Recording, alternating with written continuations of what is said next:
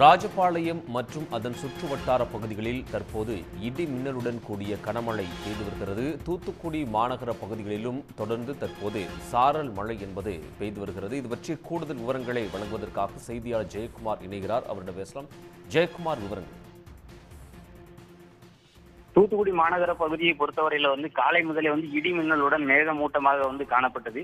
கடந்த ஆண்டு டிசம்பர் மாதம் பெய்த மழையினால் பல்வேறு பகுதிகளில் தண்ணீர் இன்னும் தாழ்வான பகுதிகளில் தண்ணீர் ஒரு சில இடங்களில் தேங்கி இருக்கக்கூடிய நிலையில தற்போது தூத்துக்குடி மாநகரம் முழுவதுமே சாரல் மழை பெய்து வருகிறது.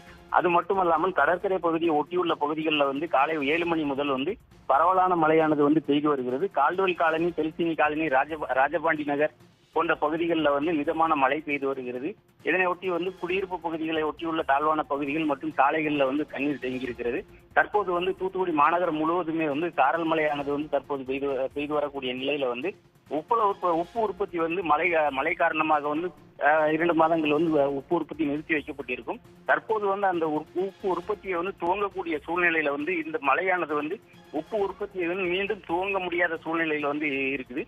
இதனால உப்பள தொழிலாளர்கள் உப்பு உற்பத்தியை துவங்க முடியாத காரணத்தினால் இன்னும் உப்பு உற்பத்தியை துவங்குவதற்கு காலதாமதமாகும் என கூறப்படுகிறது.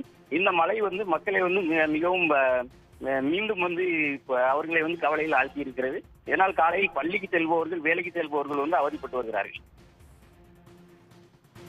உடனுக்குடன் செய்திகளை தெரிந்து கொள்ள சன் நியூஸ் பெல் ஐகானை கிளிக் பண்ணுங்க.